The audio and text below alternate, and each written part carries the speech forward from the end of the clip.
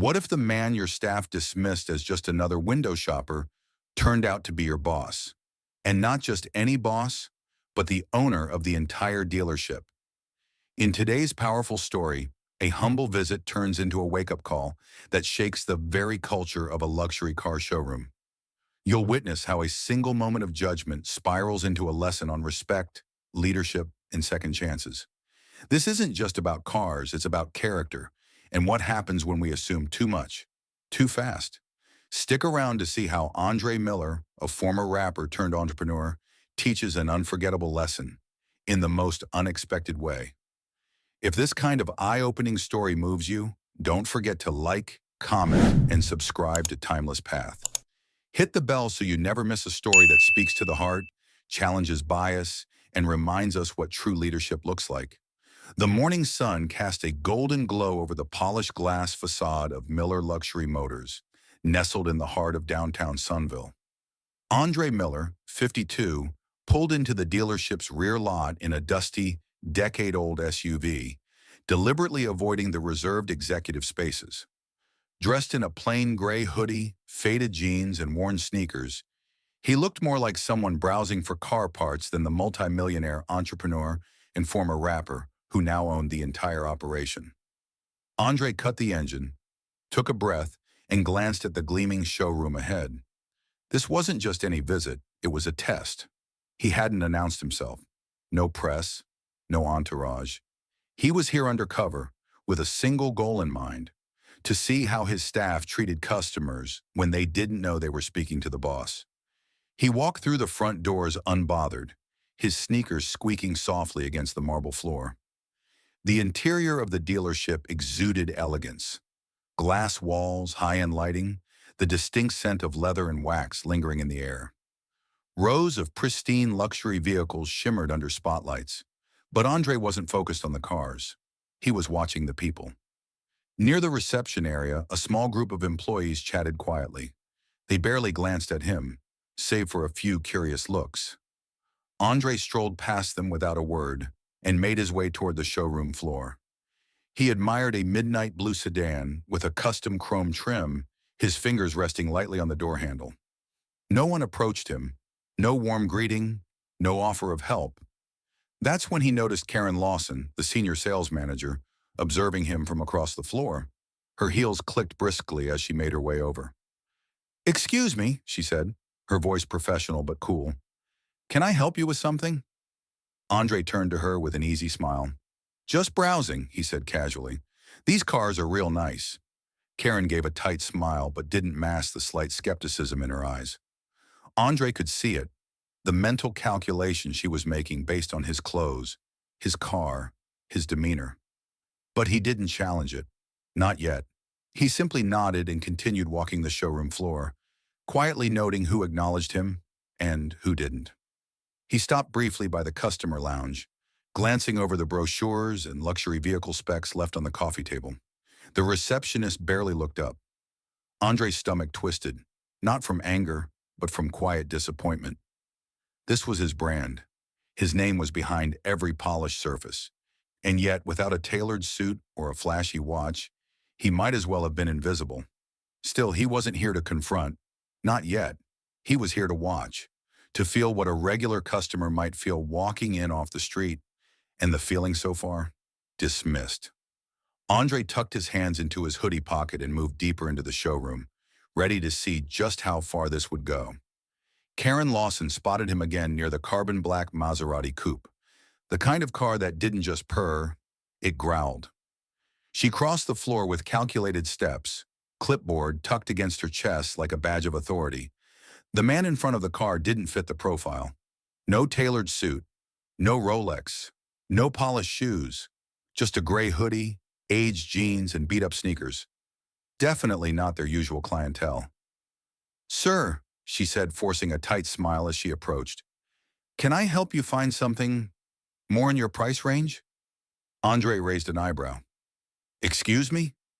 She glanced over his outfit, then at the car he was admiring. "That Maserati starts at $140,000, she said crisply. "But we do have a fantastic pre-owned inventory, budget-friendly, reliable, A lot of folks are surprised by how affordable our used selection is. Andre gave her a small smile, calm and unreadable. I didn't say I was looking for budget-friendly. Karen tilted her head, clearly doubting him. Of course, she said, her voice sweet but patronizing. But I find it helps to be realistic. This is luxury motors. We cater to a very specific type of buyer. No offense. Andre chuckled quietly under his breath, but his eyes stayed on hers. None taken. Just curious. What makes you think I'm not the type? Karen hesitated for a fraction of a second, caught off guard. It's not about appearance, she lied, adjusting her blazer. I've been doing this for a long time. I can usually tell who's serious about buying and who's just looking. Well, Andre said, I guess you've already made up your mind. Karen didn't flinch. I'm just trying to help, sir. You'd be surprised how many people come in thinking they can afford more than they really can. It's better we get you looking at something that won't waste your time. Or mine.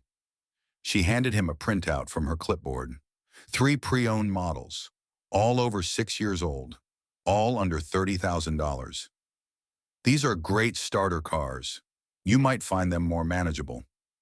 Andre took the paper, barely glancing at it before folding it once and sliding it into his pocket. Appreciate it, he said, his tone neutral. Karen gave a polite nod and turned to walk away, clearly satisfied that she'd done her due diligence. To her, it was routine, a judgment made quickly, efficiently, without a second thought. But Andre stood there for a moment longer, staring at the Maserati's reflection. He wasn't angry. He was measured, the same way he had been when writing lyrics in his early years, or later, drafting his first business plan. What Karen didn't know was that she'd just given him exactly what he came for. And it wasn't a car. It was clarity. Andre Miller stayed calm, standing near the gleaming Maserati with his hands in his pockets, silently watching as Karen Lawson strutted back across the showroom floor. She returned minutes later, her expression firmer now, clipboard still tucked like armor against her chest. I spoke to our finance coordinator, she said, her tone clipped. If you're serious about discussing payment options, I'll need to see some proof of income, just to make sure we're not wasting each other's time. Andre blinked slowly. You're asking for paperwork before I've even looked inside a car? Karen's smile was thin. I just find that it avoids unnecessary disappointment. Like I said earlier, these cars aren't for everyone. Her words weren't cruel, but they carried a certain edge, the kind that came dressed in professionalism but stung with quiet dismissal. Andre knew that tone. He'd heard it before, when he was 15, in a corner store under the suspicious glare of a shopkeeper. When he was 20, trying to open his first recording studio, and now at 52, standing inside a building he owned, that same tone was back, dressed in designer heels and a tight-lipped grin. You assume I can't afford the car? Why? He asked, his voice even. Karen didn't answer right away. Her eyes darted toward the front desk, where 2 younger employees were pretending not to listen. Sir, I'm simply trying to be realistic, she said, leaning in slightly, her voice lower but no less condescending. People like you often misread what kind of place this is. People like me? Andre asked, his voice soft but sharp. Karen flushed slightly but didn't back down. You know what I mean. Look, if this is some kind of game, if you're just here to see what the high life looks like, I'm going to have to ask you to move along. Andre tilted his head, the calm in his eyes hardening. So now I'm being asked to leave? Karen straightened up. We have policies, sir. If a guest makes staff uncomfortable or loiters without intent to purchase, we reserve the right to remove them from the premises. He let the words settle in the air. Andre didn't raise his voice. He didn't need to. His silence was louder than anything he could have said. He looked past her, to the floor-to-ceiling windows that bathed the luxury vehicles in sunlight. The very same sunlight now shining on the prejudice Karen couldn't quite mask. After a moment, he said, You sure that's the image you want your dealership to project? That folks who walk in without a Rolex or a 3-piece suit don't deserve to even look? Karen opened her mouth, but her words faltered. Andre stepped away from the car, slowly pulling out his phone. Don't worry, I'll talk to someone else about it. Karen narrowed her eyes, confused. Who are you calling? He glanced at her, voice still calm. The person who runs this place. Andre Miller didn't flinch as he tapped the screen on his phone and held it to his ear. Karen Lawson watched him with a skeptical gaze, arms crossed tightly across her blazer, trying to maintain control of the situation. The other staff nearby paused their work, their curiosity piqued by the quiet tension thickening in the showroom air. Yeah, Andre said into the phone, his tone casual but firm. I'm at the dealership. Got a situation here. Think you should swing by. He paused, then gave a slight nod. Thanks, Brian. See you soon. He ended the call, slipped the phone back into his hoodie pocket, and turned to face Karen. They'll be here shortly, he said calmly. Karen's eyes narrowed. Who exactly did you call? Andre didn't answer right away. He simply turned and walked back toward the silver Maserati, trailing his fingers gently along its glossy hood. I have friends in management, he said with a small smile. Karen scoffed under her breath and turned away, muttering something to a nearby associate. Still, the unease in her posture betrayed her confusion. Something didn't feel right. About 15 minutes later, the front door swung open, and the room fell silent. In walked Brian Chen, sharply dressed in a navy suit, polished leather shoes tapping confidently against the tile. His eyes immediately found Andre, and his face broke into a warm, respectful smile. Mr. Miller, Brian greeted, walking over with his hand extended. Always a pleasure. Sorry for the delay. Traffic was a nightmare. Karen's clipboard slipped slightly from her grip. She blinked in disbelief, her eyes bouncing between Andre and Brian like a tennis match. Andre shook Brian's hand firmly. Glad you made it, brother. Brian turned toward Karen, his tone shifting from cordial to clipped. Karen, I see you've already met Mr. Miller. Karen's jaw twitched. I didn't know. That he's the new owner of this dealership? Brian finished for her. Yes. Andre Miller acquired Luxury Motors last quarter. This is his flagship location. A heavy silence swept the room. Karen's mouth opened, then closed again. Her usual composure had evaporated. The authority she carried just moments ago now hung limp like an empty jacket. Andre turned slowly to face her. It's funny, Karen. You went out of your way to tell me what kind of place this is, but you never thought to ask who I was. Karen's face flushed a deep red. Mr. Miller, I truly didn't realize. It's not about who I am, he interrupted gently but firmly. It's about how you treated someone you assumed wasn't worth your time. Around them, the staff stood frozen, murmurs beginning to ripple across the showroom. Brian looked at Karen. We'll be discussing this further. For now, please excuse us. As Karen turned, stunned and silent, Andre glanced back at the Maserati. The reflection staring back at him wasn't just a man in a hoodie. It was the owner. And now everyone knew it. Later that afternoon, the staff of Luxury Motors gathered in the sleek, glass-walled conference room on the second floor. The air was heavy with tension. A hush settled over the room as the employees took their seats, eyes drifting toward the man standing at the head of the table. Andre Miller. No longer in disguise, Andre now wore a sharp black blazer over his casual clothes, a quiet signal of his authority. Brian Chen stood by the door, arms crossed, his expression unreadable. Karen Lawson sat near the end of the table, her posture stiff, hands folded tightly in her lap. The confidence she typically exuded was nowhere to be seen.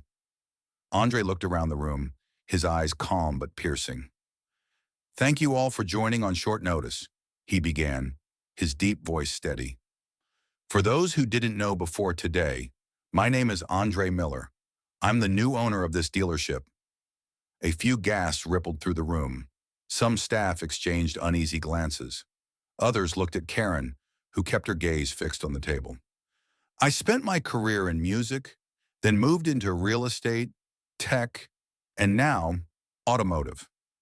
I don't wear suits every day. I don't always look like what some of you might expect a luxury car buyer or even a business owner to look like. He let that sink in, his gaze resting briefly on Karen before continuing. This morning, I walked into my own dealership dressed like any regular customer. No fanfare, no introductions, just curiosity. I wanted to see how we treat people when we think they have nothing to offer us. The silence deepened. A few employees shifted in their seats. What I experienced was not just disappointing, it was revealing, Andre said. I was sized up based on my hoodie and sneakers. I was spoken down to. I was steered toward used vehicles with the assumption I couldn't afford anything else. That judgment didn't come from policy. It came from unconscious bias. Karen's jaw clenched. She still didn't look up. Andre paused, giving the room a moment to absorb his words. Let me be very clear. This dealership was built on a reputation of excellence. But excellence isn't just about shiny cars and big sales numbers. It's about how we treat people. All people. Every person who walks through that door, whether they're wearing designer labels or dusty boots, deserves to be treated with dignity. Brian Chen nodded slightly, his arms still crossed, as murmurs of agreement echoed from the back of the room. Bias, especially the kind we don't even realize we have, can damage more than a sale, Andre continued. It damages trust. It damages culture. And if we let it go unchecked, it damages everything we've worked to build. He turned toward Karen. Karen, I'm not here to shame you, but I am here to hold this team accountable. Because today wasn't just about me, it was a mirror. And we all need to take a good look at what we saw. Karen finally looked up. Her face was pale, but her eyes were glassy with remorse. Andre looked around once more. From this day forward, Luxury Motors is going to stand for more than just luxury cars. We're going to stand for respect, fairness, and integrity. We're going to be better, starting now. The room was still for a beat. Then a few employees nodded, and one clapped softly. Others followed. Andre didn't smile. He wasn't finished. We'll be rolling out training sessions next week on customer experience, equity, and unconscious bias. Attendance is not optional. Change starts with awareness and ends with action. The team sat in silence, absorbing the weight of his words. Andre straightened his jacket. Meeting adjourned. He walked out, leaving the room quiet but changed. 2 days after the team meeting, Karen Lawson sat alone in her office, the door slightly ajar. The usual energy she brought to the showroom, confident strides, crisp commands, a clipboard always in hand, had faded into quiet reflection. On her desk lay the notes she had scribbled during the meeting with Andre Miller, the new owner she had unknowingly disrespected. For 15 years, Karen had worked her way up in the luxury automotive industry, known for her sharp instincts and no-nonsense sales style. But now, for the first time in her career, she was being forced to confront something uncomfortable, her own bias. A soft knock broke the silence. Brian Chen, the operations director, stepped inside with a composed expression. Andre wants to meet with you, he said. Karen stood, smoothing her blazer. Of course. In the upstairs conference room, Andre sat at the head of the table, casual but composed. He gestured for her to sit. I'm not here to berate you, he began, but I am here to talk about what happens next. Karen nodded, her throat dry. I owe you an apology, she said quietly. Not just for how I treated you, but for what it revealed about me. I was wrong, Mr. Miller. I made assumptions I had no right to make. Andre studied her for a moment, then leaned forward. Karen, I believe in second chances, but they come with expectations. Are you open to real change? Yes, she said without hesitation. I want to be better. I need to be. Then here's what we're going to do, Andre continued. You'll participate in every inclusivity and bias training we roll out. And I want you to mentor one of our junior sales reps. Show them not just how to sell, but how to respect every person who walks through those doors, regardless of how they're dressed. Karen nodded slowly. You have my word. The following week, the first customer Karen approached after the meeting wore a worn baseball cap, faded jeans, and dusty sneakers. He walked into the dealership with a quiet confidence and a curious eye, but he might as well have been invisible to the old version of Karen. This time she didn't judge. She approached with an open smile. Welcome to Luxury Motors. Can I help you find something today?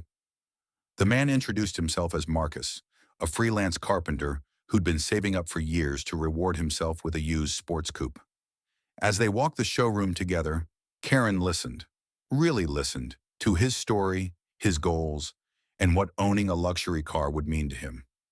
She didn't steer him toward budget models or question his ability to pay. Instead, she asked about his lifestyle, his driving preferences, and what he wanted his car to say about him.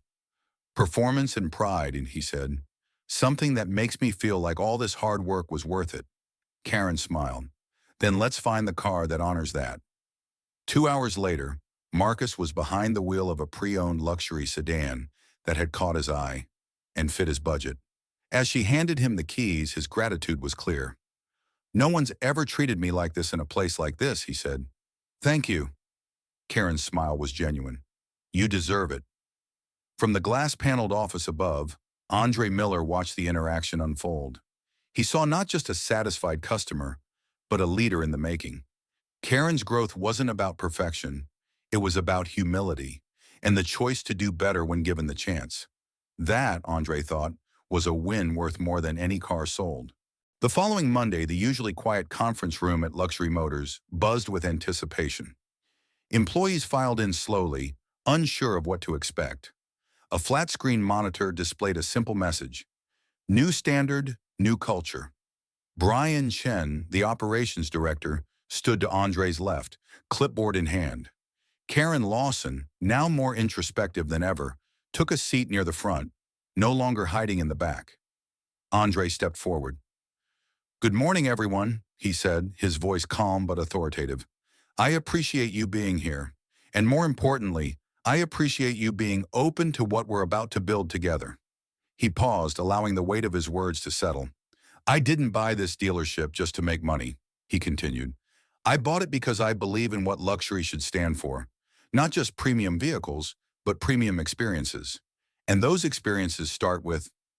There were nods throughout the room, but also a few wary glances.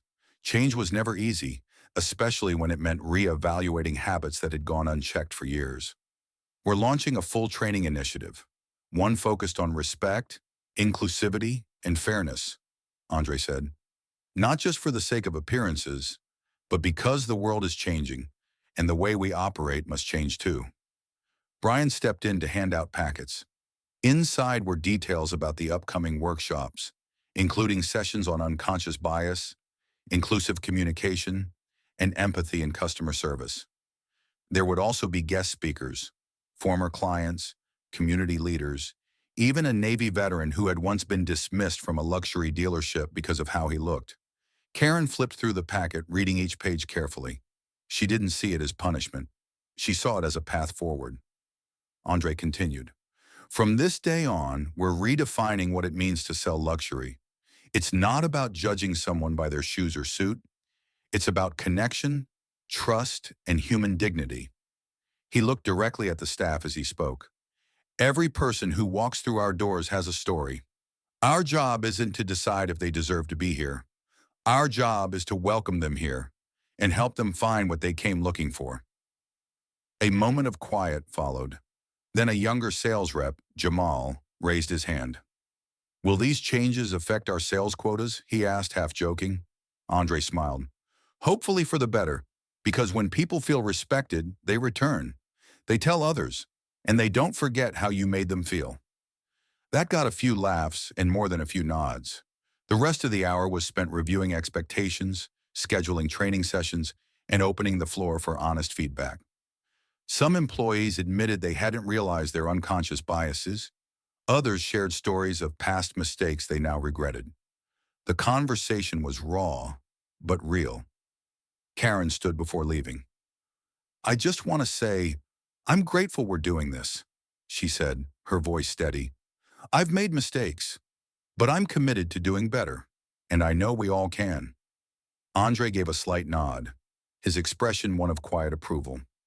That afternoon, the showroom felt different, not just quieter, but more intentional. Sales associates engaged more thoughtfully. Karen walked a first-time visitor through the lineup with genuine patience, and Brian, ever watchful, caught moments of kindness that hadn't existed just a week before. The cultural shift had begun, and this time, it was built to last. As the weeks passed at Luxury Motors, the atmosphere continued to evolve. Gone were the guarded glances and surface-level interactions. In their place was a culture that championed awareness, empathy, and dignity. Andre Miller, 52, the former rapper turned entrepreneur who had once walked into his own dealership unnoticed and judged, now walked the showroom daily, not as a silent observer, but as a leader with a purpose. The lesson he had set in motion was clear. Never judge a person by appearance. He had experienced firsthand what it felt like to be underestimated and dismissed, not because of what he said or how he acted, but simply because he didn't look the part. That experience, though painful, became the foundation for meaningful change. Karen Lawson, the 44-year-old senior sales manager who once misjudged him, had become a vocal advocate for inclusion on the floor. Her journey from prejudice to self-awareness stood as a living reminder that growth is possible when accountability is met with opportunity. Brian Chen, the 39-year-old operations director, helped implement new practices that ensured fairness wasn't a suggestion, it was a standard. The team now understood that luxury wasn't about chrome and price tags. It was about how people were treated. Andre's leadership had left a mark far beyond the dealership's walls. His message about fairness, second chances, and the power of humility resonated in every training, every sale, and every interaction. And while the cars still gleamed under showroom lights, it was the character of the people inside that now truly shined. The story of luxury motors would be remembered not for a scandal, but for a transformation. A reminder to all, true respect begins when we stop making assumptions and start seeing people for who they really are. In the end, Andre Miller didn't just change the way a dealership ran, he changed how people saw each other. Through grace, humility, and leadership, he reminded everyone that respect isn't earned through appearances, but through how we treat one another. Karen Lawson's growth showed that redemption is possible, and the dealership's transformation proved that culture starts at the top. What would you have done in Andre's shoes? Drop your thoughts in the comments.